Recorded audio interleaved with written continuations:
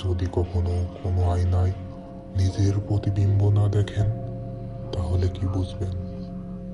আজকের গল্প নীল দরজার ওপারে, শেষ পর্ব, যেখানে সত্যি আর অশুভ শক্তির সীমা এক হয়ে যায়। আসসালামু আলাইকুম। আপনারা শুনছেন গুমসুদা, গল্প নীল দরজার ওপারে। আজ শেষ পর্ব তথা পর্ব 3। আয়নাটা বিস্ফোরণের মতো শব্দ করে ছিঁড়ে গেল। নীল আলো পুরো ঘরটাকে গ্রাস করলো। আরিফ ল্যাম্পটা তুলে আয়নার দিকে ছুঁড়ে মারল। ল্যাম্প মাটিতে পড়তেই নীল শিখা ছড়িয়ে পড়ল চারদিকে। কিন্তু আগুনের রং অদ্ভুত, নীল থেকে ধীরে ধীরে লাল হয়ে উঠছে। আয়নার ভেতর থেকে বেরিয়ে আসা সেই লোকটা চিৎকার করে উঠল।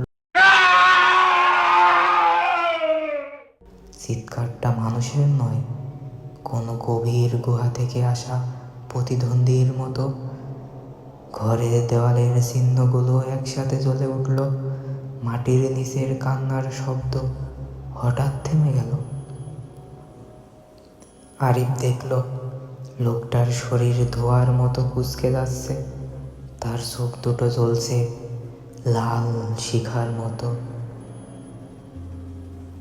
তোর দাদা আমাকে পুরোপুরি আটকে রাখতে পারেনি, কিন্তু তুই আমার রক্ত। হঠাৎ আরিফের মাথায় তীব্র ব্যথা শুরু হলো। তার চোখের সামনে ভেসে উঠল কিছু দৃশ্য। তার দাদা এই একই ঘরে দাঁড়িয়ে, এই একই আয়নার সামনে কারো সাথে লড়ছে। দাদা চিৎকার করে বলছে, আমাদের রক্তেই শক্তি, একজনকে তো আটকাতেই হবে। হঠাৎ দৃশ্য বদলে গেল। সে বুঝতে পারল এই মানুষটা কোনো সাধারণ আত্মা নয়, এটা এক ধরনের অভিশাপ। প্রতি 12 বছর পর পরিবারের একজন সদস্যকে আয়নার মাধ্যমে টেনে নিয়ে সে নিজের অস্তিত্ব টিকিয়ে রাখে। দাদা নিজেকে উৎসর্গ করেছিলেন, তাই 12 বছর পর এবার পালা আরিফের। কিন্তু আগুন এখনো যে জ্বলছে। আরিফ দাঁতে দাঁত চেপে আয়নার সামনে দাঁড়ালো। আগুন তার চারিপাশে বৃত্ত তৈরি করছে।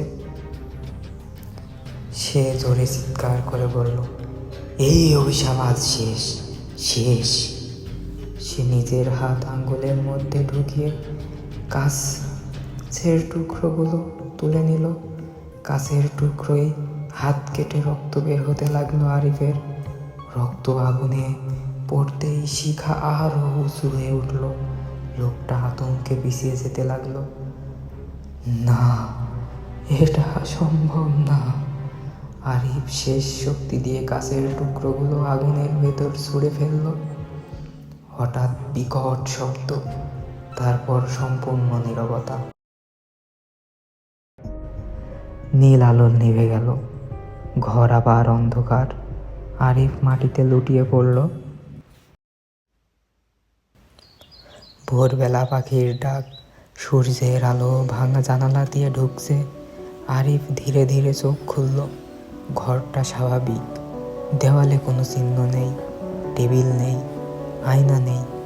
সব যেন বহু বছর আগেই ফাঁকা ছিল। তার হাতের ক্ষত চিহ্নও নেই। সে কষ্ট করে নিচে নামলো। বাড়ির বাইরে এসে পিছনে তাকালো। নীল দরজা এখন সাদা রঙের, পুরনো কাঠের দরজা মাত্র।